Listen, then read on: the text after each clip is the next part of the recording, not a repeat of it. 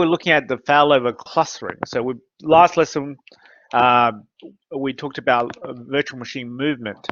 Virtual machine movement in the form of live migration, whether that be the storage or execution of the virtual machine. So if you remember when we talked about storage, it's obviously the storage of the virtual hard disk, the snapshots, and the configuration files, and also any temporary, what's a virtual memory that's part of the virtual machine, and that's stored somewhere, usually in shared storage, and we can actually move that from one storage to another storage. Let's say the storage area area network that we're using is being migrated to a new one. Instead of turning off the virtual machines, in order to achieve that, we can actually move it while the virtual machines are running. So if you remember, that was live migration for storage, and effectively the virtual machines are, as far as the clients can tell, are effectively no downtime. In our tests, I think if you've done the lab already, you might have missed a single ping packet, which is relatively little compared to restarting the virtual machine or even turning it off, moving it, and turning it back on. We also spoke about execution, moving the execution. So this is probably more common.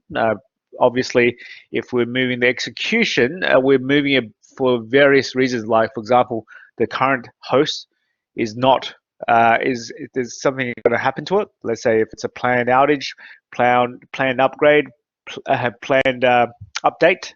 You know how it is when you perform an update or a patch. Sometimes it needs to restart, and obviously that can take a while. Especially if I'm sure you remember some of the Windows 10 updates. I think the 1906 cumulative update took ages, literally.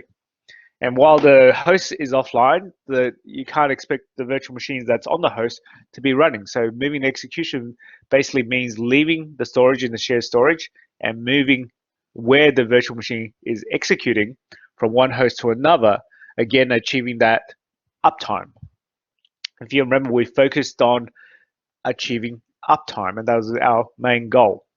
And that's what you'll find. You won't be building data centers every day. You won't be making wholesale configuration changes, but basically you'll be trying to maintain uptime and balancing resources. So again, another reason would be that moving the virtual machines execution might mean that you are distributing the load between the hosts equally. It could also be part of some power management plan. So if you, for example, your business is 9 to 5 and your bulk of your activities happens between that time, there's no point making having all your hosts powered up at all times. So that dynamic power optimization uses that live migration to move virtual machines around between hosts, so you can actually shut down some hosts when it's not actually needed. So, and then we spoke about Hyper-V Replica, and which is basically a site-to-site replication of virtual machines. And with the live migration, there's no effective downtime, but with the replica, there was. Okay, there was a couple of ways of using replica. Obviously, it replicates, but it's asynchronous, meaning that there are some data that's going to be lost if it's a failover situation. When I say failover situation, it's when one of your sites, the primary site, is fails. The whole site fails. It could be a whole site power outage, whole site internet outage, whatever the reason that might affect the whole site. It will fail over to the second site, and that obviously allows your service to continue to operate even your whole site if your whole site is affected. But there is downtime because obviously the site fails if it's unexpected. Should be able to detect it, and in order to actually respond to it, which is failover, it actually has to wait for enough time to go past where the replication is not coming through to reach a threshold where it fails over. Obviously, if it fails over too quickly or it jumps the gun, it could mean outages or downtime which might not be necessary. But we haven't really talked about what happens on the same site. Okay, obviously live migration is not fault tolerance, because if the host fails, live migration doesn't actually work. So what we're talking about today is failover clustering, which is actually to do with a fault tolerance, as in tolerating a fault on one of the hosts or a few of the hosts, and the ability to keep the virtual machines running and achieving that uptime. This compares well to the VMware high HA, high availability. So let's get into it. So today we're going to look at obviously configuring and using shared storage. This is obviously this is an absolute must. So for every other thing, like even live migration, you didn't have to have shared storage. But for this failover clustering, you must have shared storage. It doesn't work without shared storage, and we'll work out why in a second. So let's have a look. So storing a virtual machine on, so we've spoken about storage quite a bit now.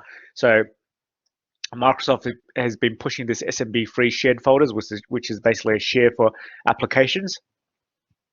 And basically Hyper-V supports the SMB free or newer. Hyper-V uses file share and is used as a cluster shared storage, and it's continuously available. Shares are recommended. All virtual machines storage can be on the SMB share, including the configuration, the virtual hard disk, and the checkpoints or snapshots. So it's a share for applications. So the application should be used, and you do not on access-based enumeration or share caching. So I think if you remember from the 4IMWS or 4AWS subject, access-based enumeration prevents the users from seeing folders that they do not have access for. Okay, if you don't turn that on, basically they through the permissions of the share folder, they can see everything that's inside the share folder, including other folders they don't have access to. Whereas if you turn on access-based enumeration, if they didn't have access to those shared folders, to those folders underneath the share, they won't see it. And the share caching obviously allows you to take your files from your shares or map drives offline and keep on working on them even if you're cut off from the networking. But these things do not work with Hyper-V, so we need to make sure they're not turned on. We need full permissions to the NTFS folder and the shared NSMB share. Okay, for the Hyper-V administrators, the actual computer accounts, which are the of the Hyper-V hosts, and the Hyper-V cluster computer account. So you'll see in our lab we'll be creating a Hyper-V cluster computer account, which represents the whole cluster if the Hyper-Vs are clustered. So scale out file servers. Scale out file servers, the term means instead of scaling up, scaling out, which means instead of having one huge server with lots of resources, scale out means having several servers with less resources, but they add together to work together to actually deliver the service with the same effect as a file server with better resources, usually costing a lot more. So Scala file server cluster for general use. Benefits of Scala file server cluster is that it's got active file shares, which increases bandwidth, which means that if these are active file shares, it means other members of this Scala file server cluster have the same files. And obviously, by being able to read from these other different file servers, you're able to get some of the data. It's a bit like reading from what's a mirrored drive.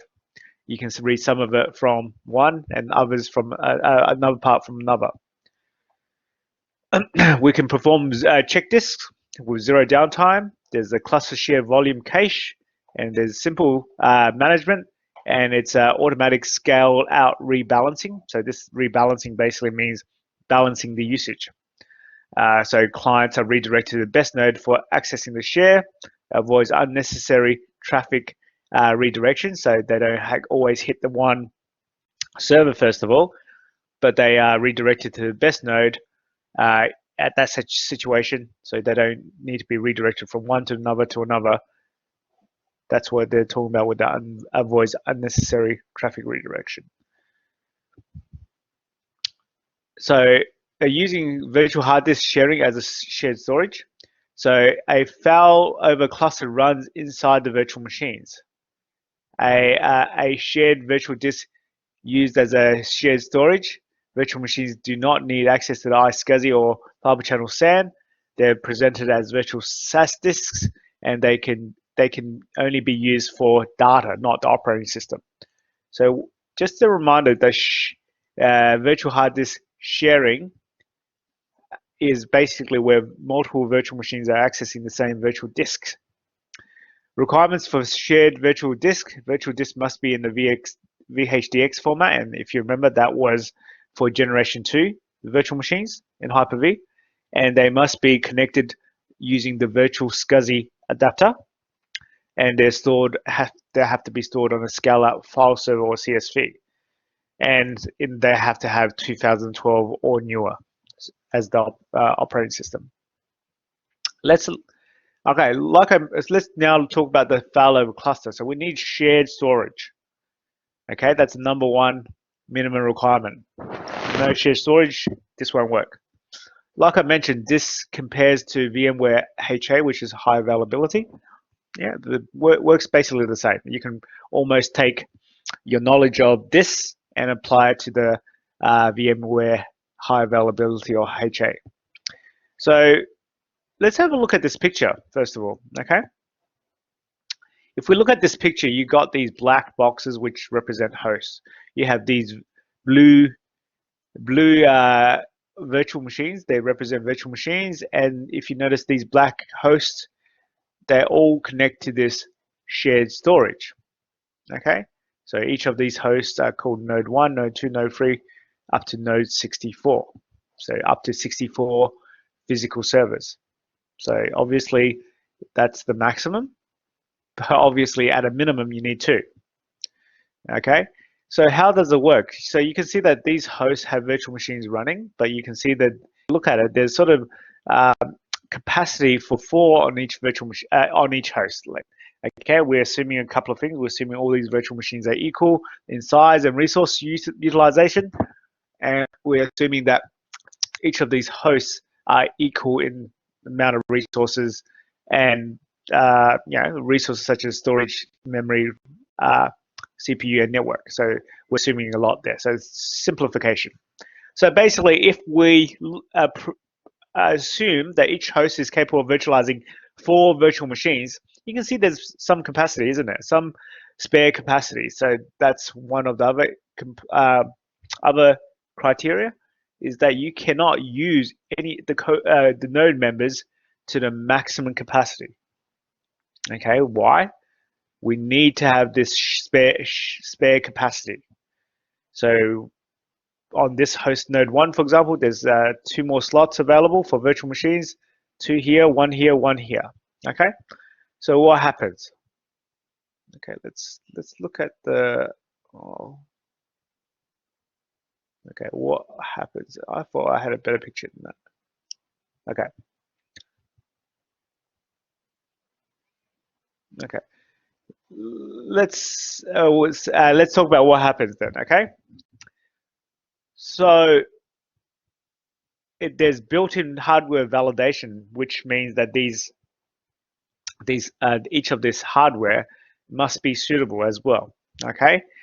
And even not just the hardware, but the configuration must be suitable. So when you do the lab with the Failover cluster, you'll see that they'll go through a check. Okay, they'll go for a check or validation, and it will look for things like if you got the same virtual switches on the different hosts. Okay, so it needs this shared storage. Okay, so let me just describe what's happening. So these virtual machines are running on these hosts, but their virtual hard disks and configuration files and everything else are actually stored in this shared storage. What happens is that because of that spare capacity and because of the fact that the virtual machine files are actually here and running on these nodes, what happens is that what if this node 1 actually fails? Let's just say the power supply short-circuited and caused this whole piece of hardware to explode, to burn. So effectively it's dead. But these two virtual machines that we're running on this node 1 might be highly critical virtual machines. Let's say they are your online sales service. Okay, so this is how your company makes money through online sales, and these two servers are part of that. Maybe one's a database, one's a website for the online sales, it doesn't matter, but they're going to go offline because this host goes offline. That's expected, that's how we understand it. So that's a problem though, because if it goes offline, you're no longer making money. They are no longer servicing your clients. So what we could do as a manual process is that recognize that there's a failure, then realize that these two services have gone offline, and then go to this host and open up the virtual machines from the shared storage and turn them back on.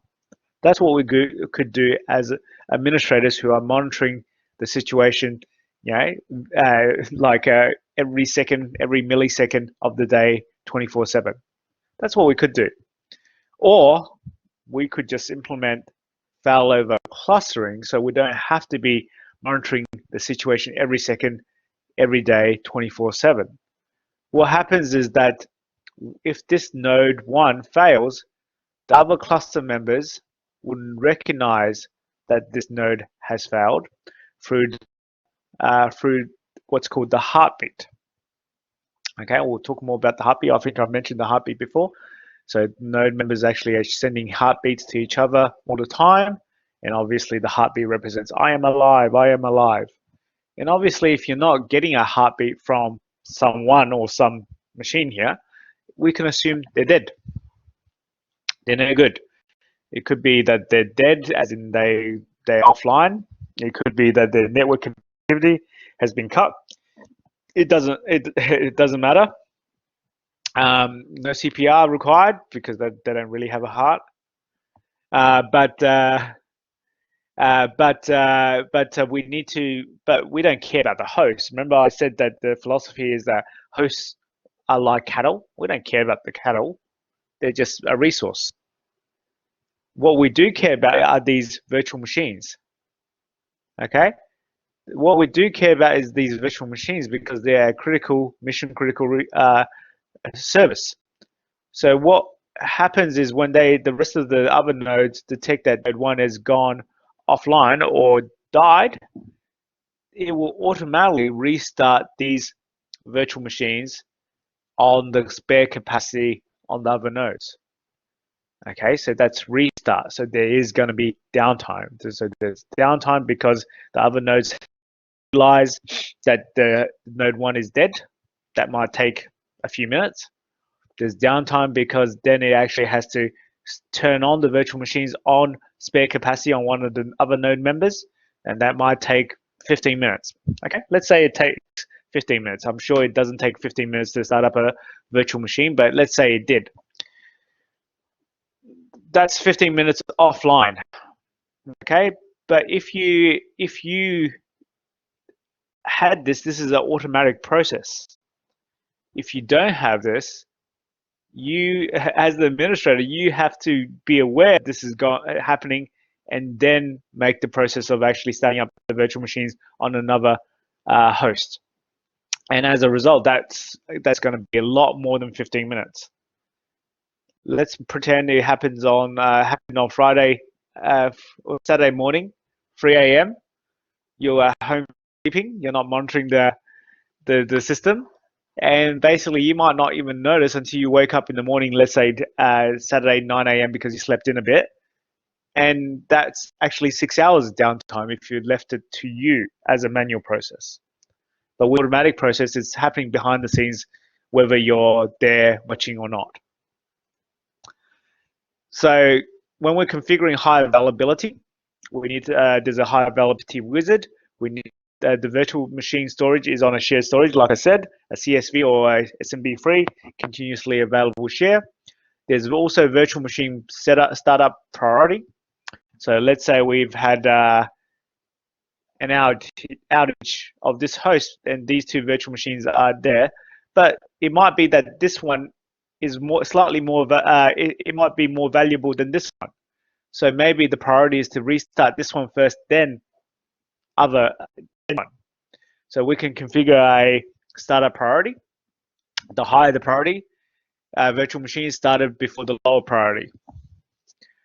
You can also configure what's called no auto restart, no auto start, which means that it's probably virtual machines that you don't really care about. It might be that DHCP server. It might cause big problems down the track because people are not getting their IP addresses, but it's not as critical as that server that's making you money. So if it's no start, it means you have to manually restart it after failover. There's also what's called preferred owners, and this is what's called host affinity.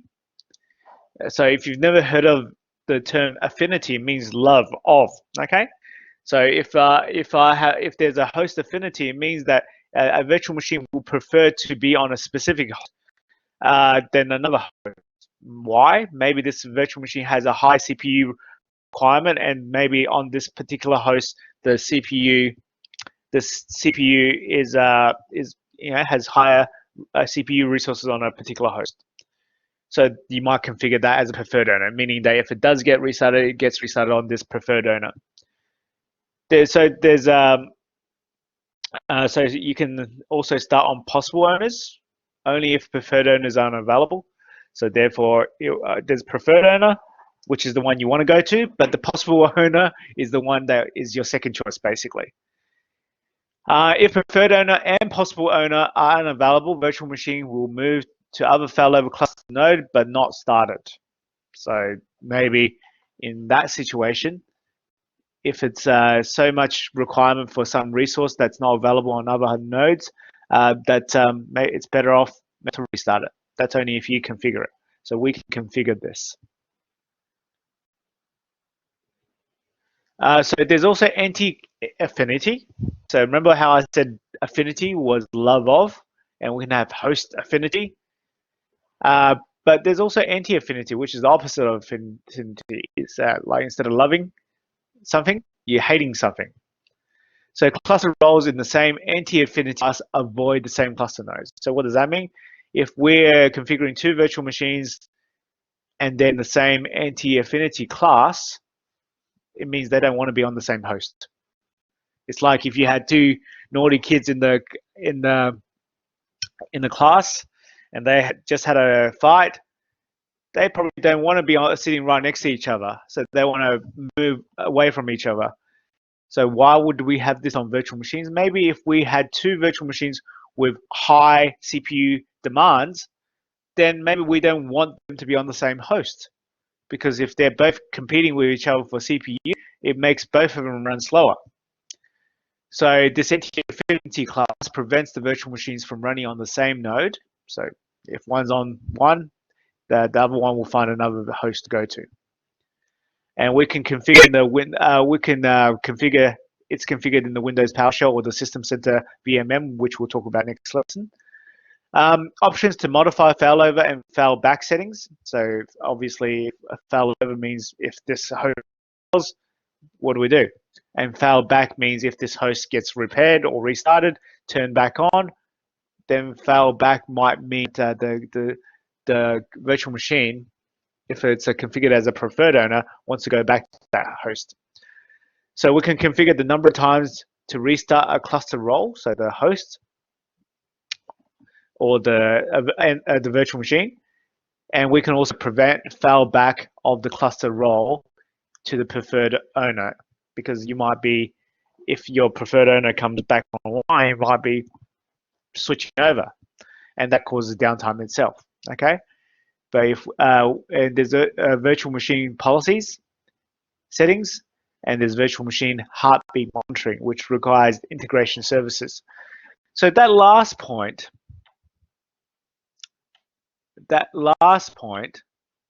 is pretty important as well. So when we're talking about that failover clustering, we're really looking at the host, aren't we? We're restarting virtual machines based on whether the host is dead or not. So basically, in that situation, it's the host which is sending a heartbeat to other members in the cluster, failover cluster. But if we look at this last point, it says virtual machine heartbeat monitoring. In this case, we're not monitoring the heartbeat of the host now. We're monitoring the heartbeat of the virtual machine. And you're probably going, what? Huh? Let's think of it this way. Let's say that, hey, the host, nothing happened to the host, but the virtual machine's dead. It blue screened. Does that mean that you've got that service that's critical available to your client? No. It's effectively down, isn't it? But it's still running. It's just like when your physical computer blue screen, the power's on, and if you just looked at the power lights and stuff like that, it's still running. But the fact is, it's not actually running. It's not actually working properly. So basically, with this virtual machine monitoring, which is comparable to the app HA or patient high availability, the application health detection in the virtual machine. So we can monitor. There's a couple of things we can monitor. We can actually monitor the heartbeat that's being sent by the integration services. So if you remember when we said integration services, that's effectively VMware tools, equivalent to VMware tools that we know of in our VMware virtual machines. So if we remember that VMware tools is a utility that's installed inside the operating system of the virtual machine, it's the same here. The integration services, it's a utility that's installed inside the virtual machine. So it's this integration services which is sending the heartbeat.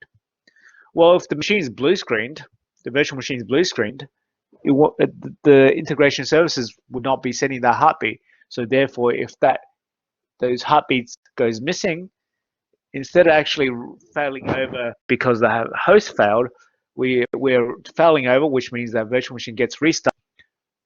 And we know if we had a blue screen, often you restart the computer and fixes the blue screen. So application health detection in virtual machines, we can monitor a service as well. So this is different levels, aren't we? This is actually different levels. So at first we're talking about host failures. Second of all, we're talking about operating system of the virtual machine failures. Now we're talking about service failures. So we all know that, let's say we've got a web server, and we all know that if the operating system is running, that's beautiful. We can ping it and all that, great. But what if the web service has stopped? Well, if its primary task is provide that website, it doesn't matter that the host is working and the operating system of the virtual machine is working, but if the service is actually in an off state, it's no longer serving the client. So with this monitoring services, we're able to actually detect whether a specific service is actually running or not. So we can use this to monitor events in the system, application and security logs. And obviously we need Server 2012 or newer. And basically some of the recoverable actions include restarting the service, restarting the virtual machine, or failing over the virtual machine. So you're probably wondering, what's the difference between restarting the virtual machine and failing over? Restarting the virtual machine basically restarts the virtual machine on the same host. Failing over means switching hosts and starting the virtual machine. Virtual machine networks and storage protection. So obviously, this is not something else. If we're talking about uptime, the hosts could be running fine. The operating system of the virtual machine could be running fine. Even the service could be running fine. Even some of your networks could be running fine. It's just that what if the specific network that you need to reach the clients is not running? So if we had a production virtual switch, for example, or corp virtual switch, but that Ethernet card that was using for the uplink to the physical network was pulled out, or the cable was broken or something like that. So this virtual machine network and storage protection detects failures of the virtual hard disk or lost network connectivity, and basically the virtual machine is failed over to another cluster node because if it's a network cable that's been pulled out or broken on one host, it's not necessarily likely to be the same situation on another host. So by Failover, we're able to recover the service quite easily and automatically. Are you guys sort of following me, guys? So if you look at it, we're looking at ways to maintain uptime. And this maintaining uptime means keeping the virtual machines and the service of the virtual machines running. And there's various levels we can detect. We can detect the host, we can detect the virtual machine operating system, we can detect the service, and we can even detect whether the virtual networking or storage is connected properly. Okay, so we spoke about Hyper-V Replica last week, but we can also have a replica between clusters. Okay, so that's interesting. So besides being protected by a failover cluster, we are also protected by this replica. So if we look at this diagram, we've got server ABC and server 1, 2, 3 on the other failover cluster, and we have a virtual machine here. And obviously, with our understanding of Replica, the virtual machine is being replicated from this cluster to this cluster onto server 1 by the looks of it. But what if server 1 fails? Okay, if server 1 fails, there's no point replicating server 1 anymore. So the replica broker, the cluster, so the replica broker of cluster 1 communicates with the replica cluster of server 2, and obviously this cluster has detected server 1's down, so the replica broker tells it to start replicating to server 2. You see, we're using this failover cluster in conjunction with replicas, so that we can have two sets of protection, if you like.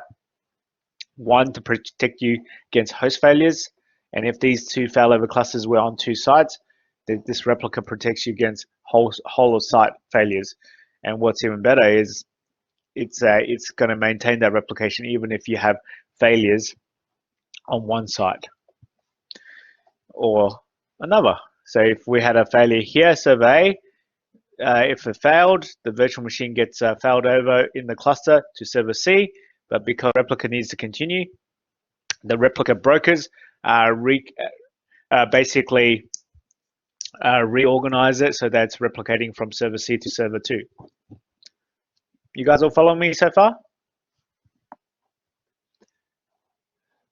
Let's see if you guys are awake. Yeah, so far so good. It's a lot to take in, that's for sure.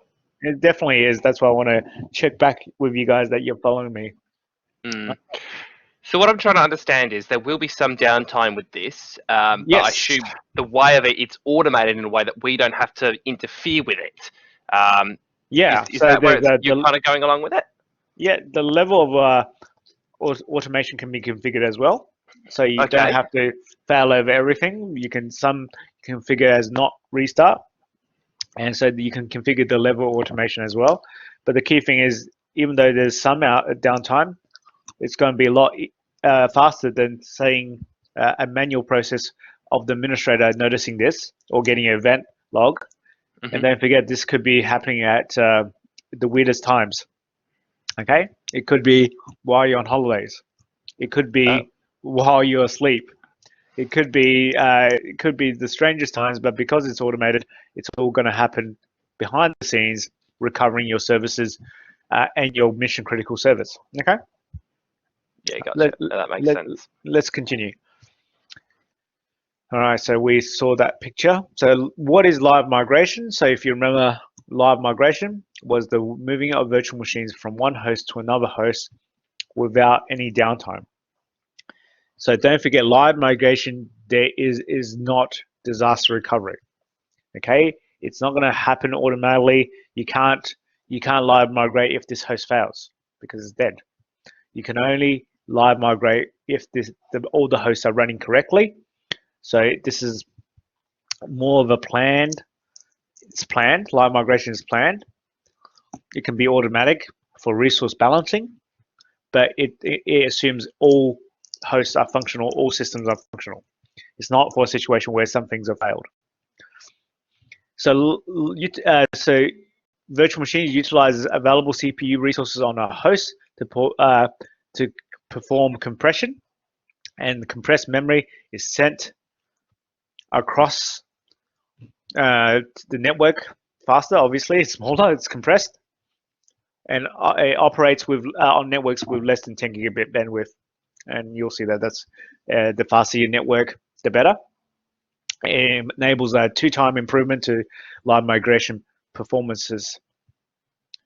So in this case, the virtual machines are still stored on the shared storage, the execution, which is the memory, the CPUs, the network I/O, are on this computer right now. But during live migration, the memory, virtual memory, or the what's in RAM, is actually sent across to the target host, and then the configuration is sent across. The memory is compressed and sent across, and then any memory pages or changes in the meantime are sent across in compressed form, then decompressed over there, and then finally, once they're exactly the same or almost exactly the same, it switches over. All right, so basically that's live migration, but the live migration is not for disaster recovery at all, whereas failover clustering and Replica are used for disaster recovery with some aspects for certain situations. All right, so like I said, effectively we've finished the first half of the subject. Okay, this subject is in 2 halves, and the first half is where we're dealing with the virtual machines, or no, sorry, the Hyper-V individually. I know we're able to open up the Hyper-V from the Hyper-V's management console, and that's fine. That's because we're in the domain, but we're not really managing them in one go, are we? What we're doing is we're actually just going to each one and managing it. Okay, so when we create a virtual switch, we're not creating a virtual switch on all Hyper-V servers in one go. We're creating it per Hyper-V switch, per Hyper-V, and same with Replica. We configure a bit here and a bit there, but we don't configure all of it in one go in one area. So the second half of the subject, we'll find out next week, is all about talking about VMM, Virtual Machine Manager. So for those of you who've done the 4 SCCM subject, if you remember, the SCCM is the System Center Configuration Manager. The VMM is System Center Virtual Machine Manager. So it's a System Center suite of tools. And if you remember the System Center Configuration Manager, it's a suite of tools. So it's not just one element, one thing. It basically is a method of management where you can manage many elements of the network resources network, and each one has their own specific purpose. So that's what we're going to continue on next time. But to be honest, right now you have everything you needed from a knowledge point of view. Do all of assignment 1 and pretty much all of assignment 2. The only other thing I would probably look at is probably this protecting and monitoring virtual machines. Okay, so this talks about backing up your virtual machines with Microsoft Backup. Okay, so obviously if you're planning any kind of design, backup is one of the most important things in IT. So if we're backing up our data files, no problems, that's fine. But what about backing up our virtual machines? Okay, so obviously we've got the Replica as one form of backup, but that's live changes, isn't it? It's a bit like RAID, because if you're just replicating changes, what if those changes are incorrect? Well, they've been replicated, so you don't have the unchanged data. So when you have a proper backup, you're not just backing up replicating changes, you're backing up a point in time states. Okay, so I know you said you got the checkpoints or power snapshots, but they're not true backups of the virtual machine. They're backups of a point in time of the virtual machine, whereas the backup is all of the files of the virtual machine at a point in time.